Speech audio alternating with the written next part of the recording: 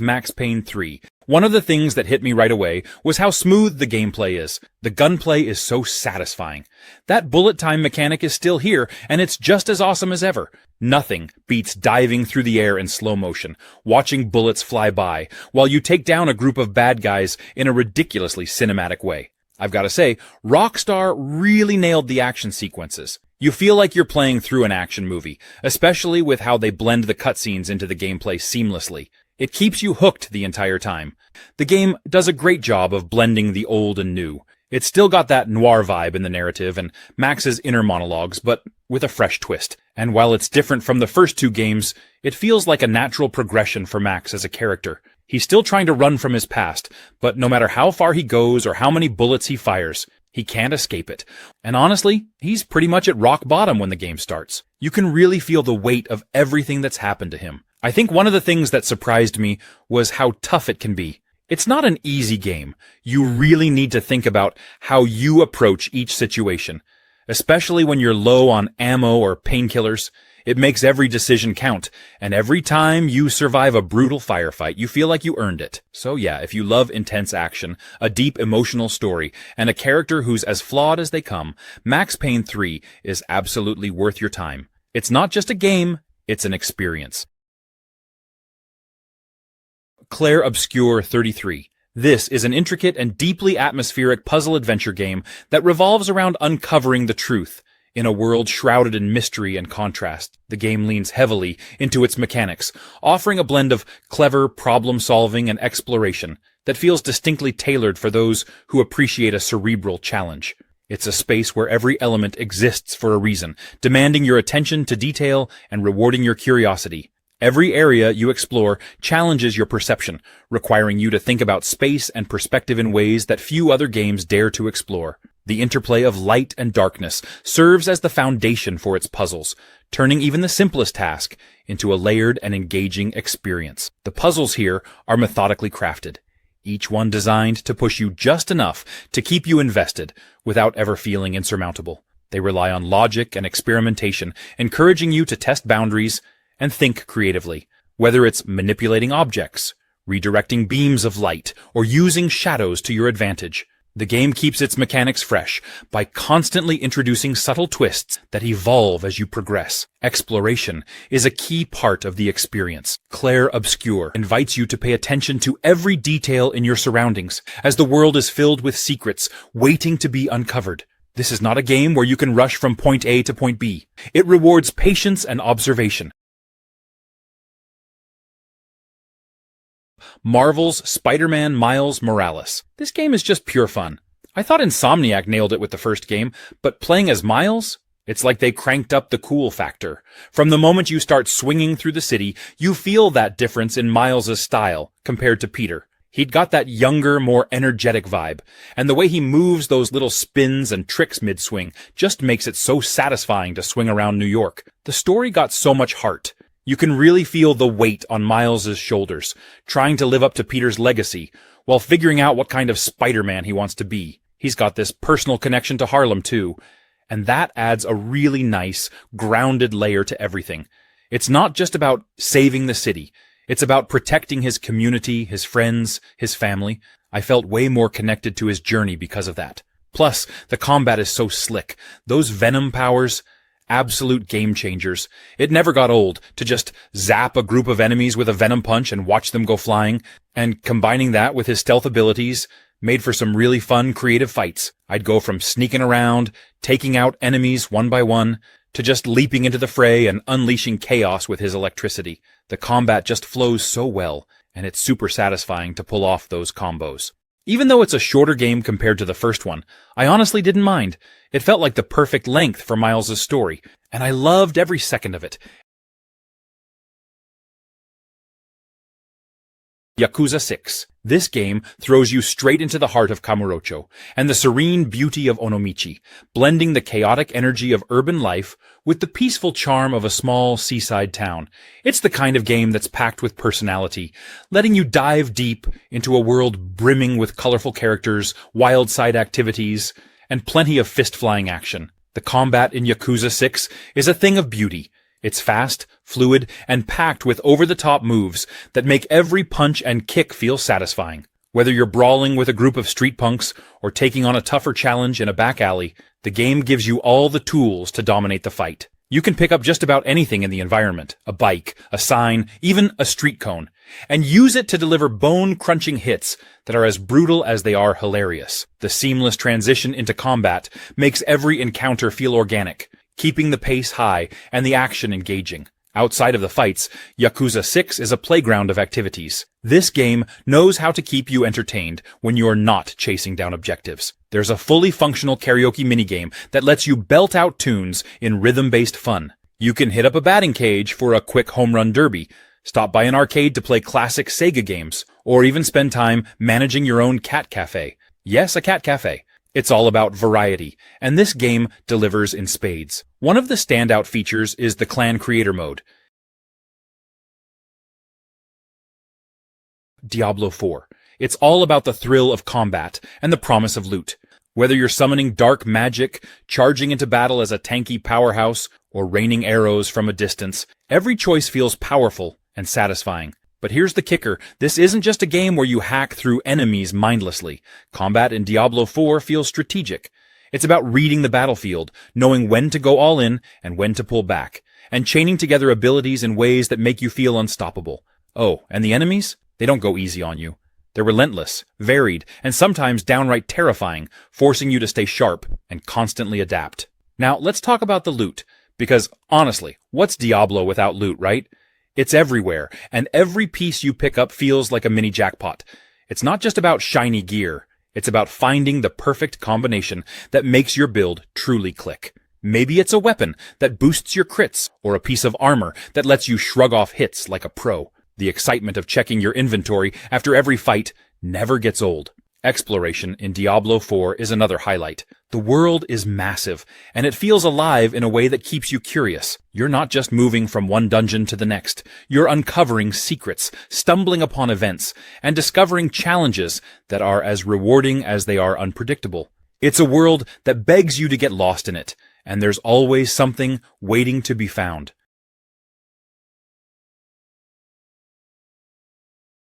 Nightingale. Without giving too much away, Nightingale is set in an alternate Victorian-inspired universe where portals connect you to countless magical realms. These aren't just ordinary portals either. Each one opens up a unique, handcrafted world full of surprises. Whether it's dense forests, eerie swamps, or towering mountains, every realm feels like a whole new adventure waiting to happen. At its heart, Nightingale is a survival game. But it's so much more than that. Sure, you'll be gathering resources, crafting tools, and building shelters, but it never feels repetitive or grindy. The game constantly rewards your curiosity. Wander off the beaten path, and you might stumble upon a hidden ruin, a bizarre creature, or a resource you didn't even know existed. You'll face all kinds of strange and otherworldly beings, from towering giants to mischievous fairies. Each encounter feels unique, and sometimes running is just as valid an option as fighting. There's this constant sense of tension and wonder as you explore, never quite knowing what's around the next corner. One of the coolest aspects of the game is the crafting system. It's deep, but not overwhelming, which is a hard balance to strike. You can craft everything from tools and weapons to elaborate structures. And let me tell you, building in this game is a treat. The structures you can create aren't just functional. They're gorgeous. Whether you're putting together a humble cabin or a sprawling Victorian estate, it always feels satisfying and personal. Atomic Heart, Trapped in Limbo DLC. If you thought the base game was a wild ride with its retro-futuristic chaos and unpredictable twists, then buckle up, because this DLC takes things into a whole new realm of experimentation and survival. Trapped in Limbo drops you into a fragmented, almost dreamlike scenario. It's not your typical open-world exploration anymore. Instead, you're thrown into a confined, eerie space where survival and adaptability become your top priorities. The game doesn't hold your hand, it just points you toward the chaos and says, "Good luck figuring this out." And honestly, that's part of the charm. The gameplay in this DLC is where it really shines. It leans heavily into puzzle solving and environmental exploration. Think of it as less run and gun, and more stop, think, and figure out how to not get shredded by whatever that is. Every room you enter feels like it has a purpose, whether it's testing your reflexes, challenging your problem-solving skills, or just messing with your head. And trust me, the game loves to mess with your head. One of the coolest things about Trapped in Limbo is how it plays with your expectations. Just when you think you've got a handle on things, the game throws in a curveball. Whether it's a new mechanic, an unexpected challenge, or just an unsettling moment that makes you stop and wonder, what is happening here? It keeps you on your toes in the best way possible. Combat, of course, makes a return, but it feels more strategic this time around. Doom 4. This game brought back the old-school shooter in the best way possible, but still didn't take home the Game of the Year award. And I'm still scratching my head over that, because Doom was an absolute beast when it dropped. It was like ID Software said, let's show everyone how a real first-person shooter is done. First of all, Doom nailed the pacing. It was fast, chaotic, and brutal. Everything you want in a Doom game. They took that classic run-and-gun formula and cranked it up to 11. You're constantly moving, jumping, and tearing through demons like a one-man wrecking crew. The combat was a symphony of destruction, where stopping meant death. And let's not forget the glory kills, where you get rewarded for ripping apart demons up close in the most satisfying ways possible. The thing that made Doom stand out was how unapologetically old school it was. No cover mechanics, no reloading, just pure adrenaline-fueled action. It felt like a return to form for the genre. And in a sea of shooters that were leaning more toward tactical, slow-paced gameplay, Doom was like a wake-up call. It reminded everyone why the original Doom was such a phenomenon back in the day, why it didn't win Game of the Year. One reason could be that it released in a pretty stacked year. 2016 had Overwatch taking a lot of the spotlight, and multiplayer shooters were all the rage. Doom, on the other hand, was a more solo-focused experience. Sure, it had a multiplayer mode, but that's not what people played it for. Shadow of the Tomb Raider. For some reason, it didn't get the love it deserved when it first came out. I mean, Lara Croft is a gaming icon, and the rebooted trilogy had been going strong, but when Shadow of the Tomb Raider dropped, it kind of flew under the radar for a lot of people. But honestly, this game is way better than its reputation suggests. Well, a lot of it came down to timing. Shadow of the Tomb Raider launched during a crowded time, with some big AAA games releasing around the same period, so it got overshadowed. Plus, some critics said it didn't do enough to innovate from the previous two games. People expected something groundbreaking after Rise of the Tomb Raider, but instead, they got a game that felt more like an evolution than a revolution. But here's the thing, what's so bad about sticking to a formula that works? The story, for example, is actually pretty deep. And let's not forget the world building. Shadow of the Tomb Raider has some of the most beautiful environments in the entire series. From dense jungles to hidden tombs, the game is visually stunning. The tombs themselves are more complex and rewarding than before, with some really creative puzzles that feel satisfying to solve. If you love the exploration and puzzle-solving aspects of Tomb Raider, this game nails it. Combat also feels more refined. Sure, it's not the focus as much as it was in the earlier reboot games, but that actually works in the game's favor. Shadow of the Tomb Raider encourages stealth and strategy over pure action, which fits the tone of the game. Forza Horizon 5. Even if you're not a racing game person, trust me, you'll still find something to love here.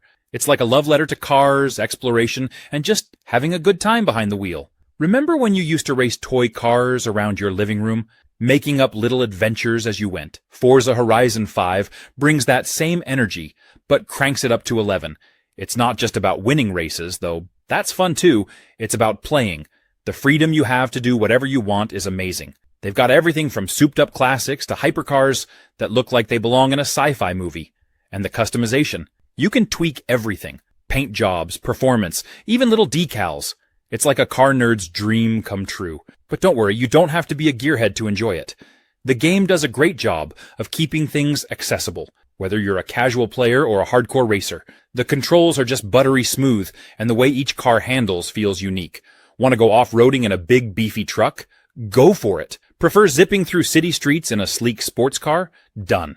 It's not just racing, it's an experience. And the best part? You don't even have to race if you don't want to.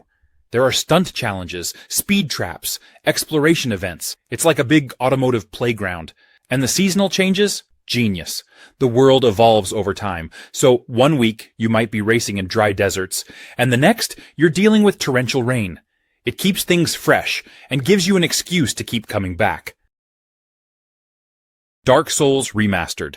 This game is an undeniable classic, rebuilt to remind players why it's become a benchmark for challenging, rewarding gameplay.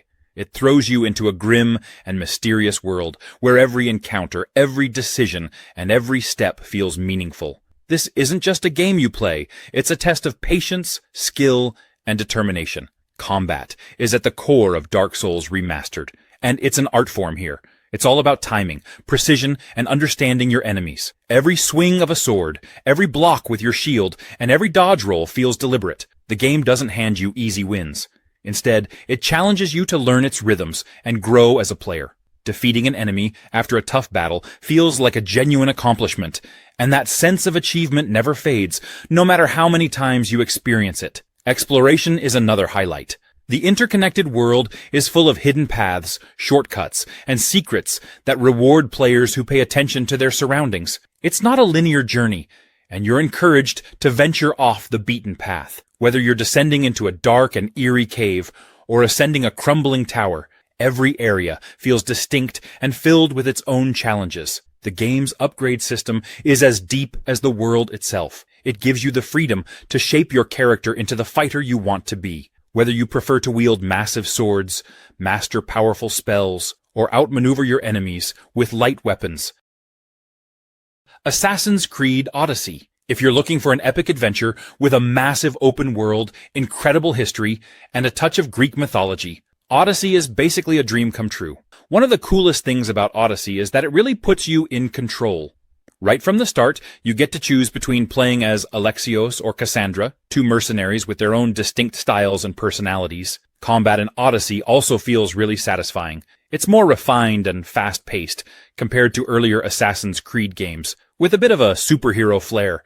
You've got all these cool abilities that you can unlock, like the famous Spartan kick, which never gets old, by the way. There's something so satisfying about running into a fight, taking on a bunch of soldiers, and just kicking someone off a cliff. And if you're a fan of the classic stealthy approach, you can still sneak around, picking off enemies quietly. The game really lets you play however you want, whether you're a full-on warrior or a shadow in the night. Oh, and the naval combat is back. Sailing across the open sea in your very own ship is a blast, especially with the beautiful Greek coastline all around you. You can recruit crew members, upgrade your ship, and even customize it with different weapons and abilities. There's something so epic about steering your ship into battle, firing arrows, and ramming enemy vessels while your crew belts out sea shanties. It's just pure adventurous fun. The game world is massive. We're talking endless mountains to climb. Uncharted, The Lost Legacy. Right off the bat, you can tell that The Lost Legacy is something special. It has all the cinematic action we expect from Uncharted, but this time, it's not Nathan Drake who's running the show. Instead, we've got Chloe, who's smart, witty, and honestly, she brings her own unique charm to the game. One thing that makes The Lost Legacy really stand out is its pacing. It's a shorter game compared to other Uncharted titles, but I think that actually works in its favor. It doesn't overstay its welcome. Instead, it packs all the best parts of Uncharted, the thrill, the exploration, the witty dialogue, into a streamlined, punchy experience that just flows. Every chapter feels meaningful, and there's no filler. You're either uncovering secrets, taking in stunning views, or engaged in some seriously intense action sequences. The combat feels great, and The Lost Legacy knows how to ramp up the tension. You'll be sneaking through enemy camps, dodging explosions, and getting into some pretty epic shootouts. Chloe and Nadine each have their own combat styles, which makes for some fun team dynamics. Nadine's more of a punch first, ask questions later type, while Chloe is a bit more of a thinker. Seeing them work together, especially in tight situations, is super satisfying. You can tell that Naughty Dog put a lot of effort into building their relationship. It's not all friendship and warm fuzzies.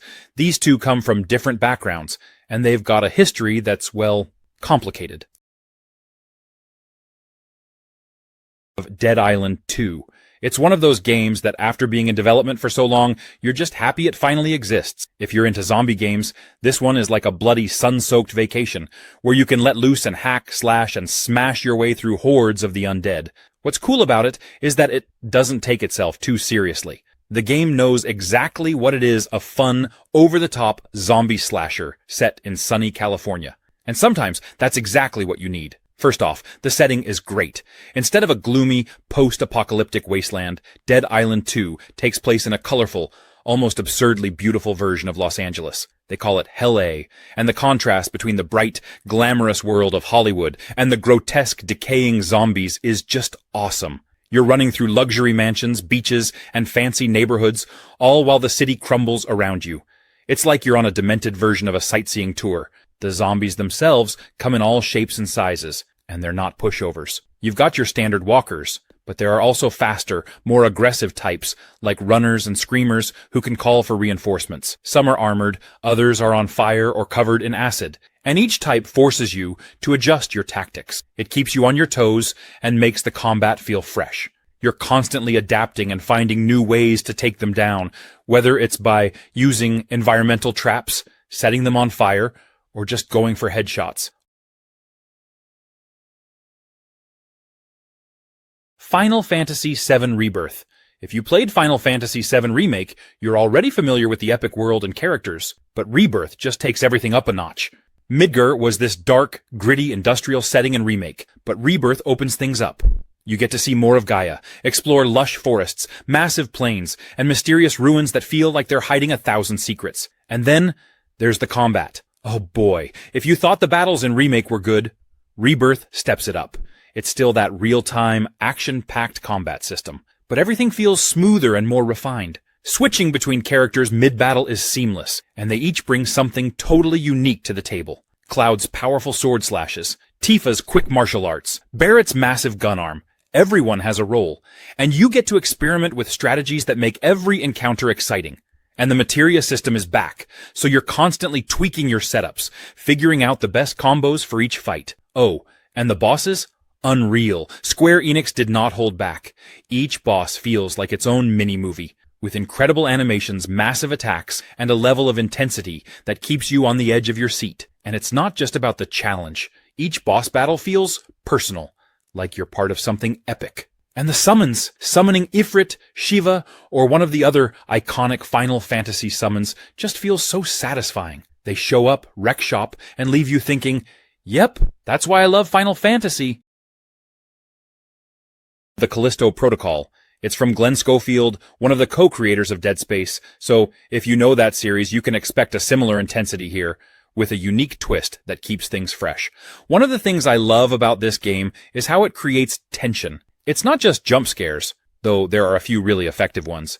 It's that constant feeling of dread. You're almost always low on ammo and health, so every encounter with the twisted, mutated inmates of this prison feels like a struggle to survive.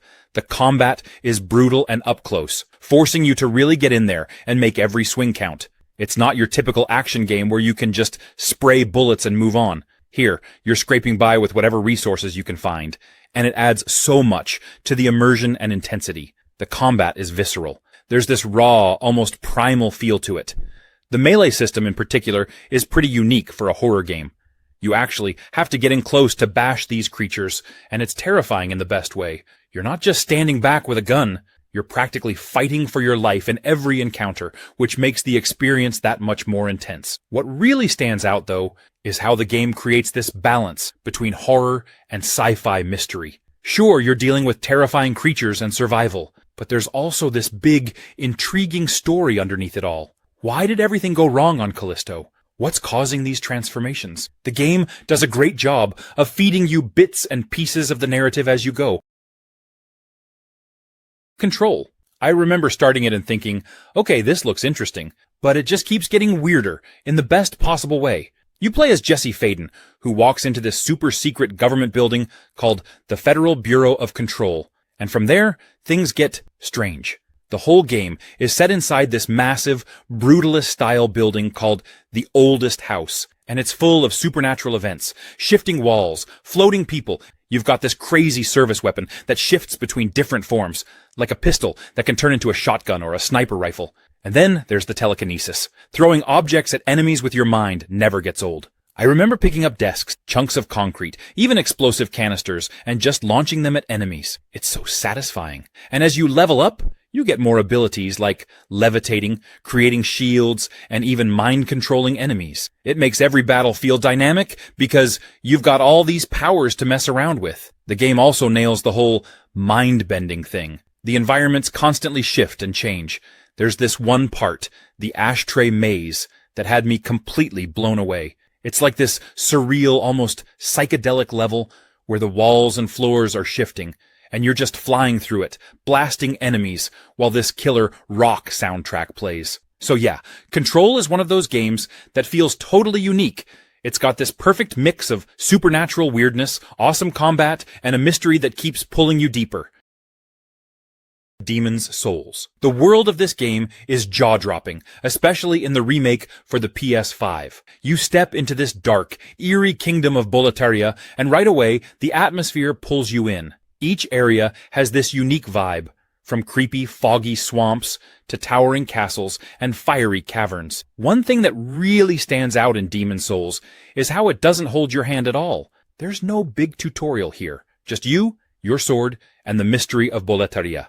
That might sound intimidating, but honestly, it's what makes this game so memorable. You're learning as you go, and every little discovery feels like a personal victory. And when you finally figure out a tricky pattern or beat a boss that felt impossible, that's one of the most satisfying feelings in gaming. And speaking of bosses, Demon's Souls has some of the best. Each one is unique, creepy, and requires you to stay on your toes and really study their moves.